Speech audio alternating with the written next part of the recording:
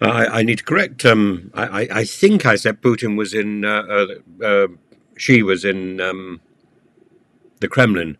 In fact, it's Putin that is in Beijing, as I should have said. And um, Putin and the Chinese president have both vowed to work against a destructive and hostile U.S. pressure to themselves deepen their ties and to resolve the problem of the invasion of Ukraine. But at least they're recognizing that this is a problem.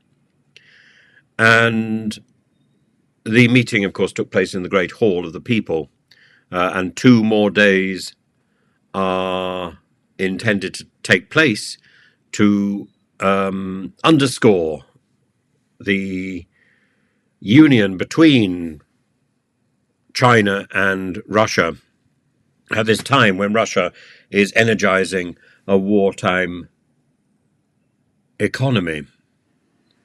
This is Putin's first state trip since his inauguration as president. It's a clear rebuke to President Biden. It's a clear rebuke to Antony Blinken, who urged China last month to pull back on its relationship with Russia. And that was in April, I think, April the 26th. And they then Blinken and the Chinese president committed to mutual success, not to harm each other. China is pleased to see a confident, open, prosperous United States. We hope that the US side can also see China's development in a positive and proactive light. But she stressed his friendship with Moscow, saying he and Putin would offer each other strategic guidance. And they signed a statement deepening their strategic partnership. But where does this leave the US and Britain and the West? Well, I think it's very similar. There are parallels in the Chinese approach to Russia with the Turkish approach to Russia in an attempt at complex diplomacy. There is an attempt, I think, for China to leave doors open to both the West and to Russia at a time of conflict, and I think we should salute that. And but a lot will depend on the trade links that are set up between China and Russia, as indeed the trade links between Russia and Turkey. The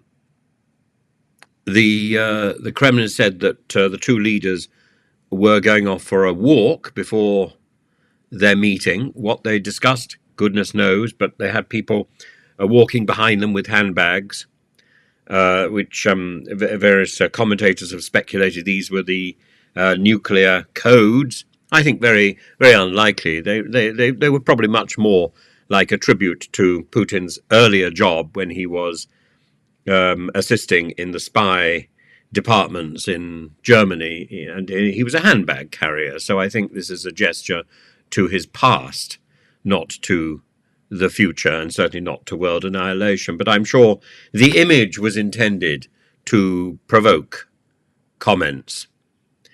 And Beijing, in contrast to the promotions put out by the Kremlin, is talking about stabilizing tensions and about its important trade negotiations and trade partnership with the EU and with the US, and with its own growth, and I think also with its efforts to deal with negative comments which are buzzing around the Western universe. So I think an alliance between Russia and China is good, because at least now we know that Russia has somebody to talk to. This is important.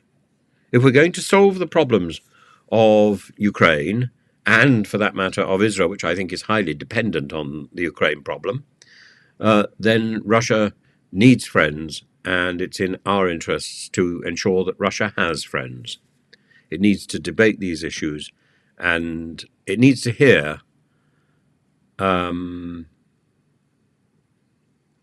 opinions and to be held to account.